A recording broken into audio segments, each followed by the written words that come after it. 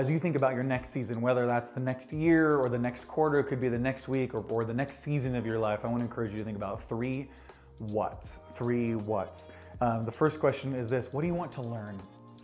What do you want to learn? I had a mentor tell me back in the day, his name was Tom Siller, hey, don't take jobs based on the title, certainly not based on the salary or on the job description of what you think you could go and do, but think about your next job in terms of what do you want to learn. In fact, even more specifically, you might say, what do you want to learn next?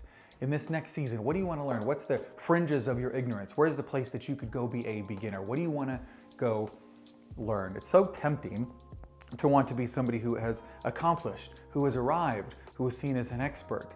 And perhaps counterintuitively, some of the way that we get there is we keep being people who pursue learning, who pursue the boundaries of what we don't know yet. So, what do you want to learn? Number two, what do you want your team to experience from you? What do you want your team to experience from you? Your team might be your children. Your team might be people that you lead. Your team might be a group that you are part of.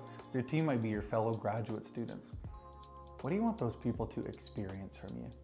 And you can start that today.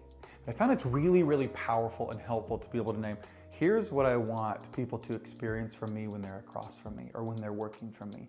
And to be able to name it. In fact, when I did this, I drew a picture of a house. And I said, it's like if they're encountering me, what is it that I want to define that encounter with me?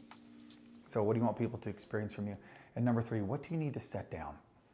In this next season, what do you need to set down? And maybe that is some bitterness. Maybe that is a project you've been working on. Maybe that's a past identity or a lie.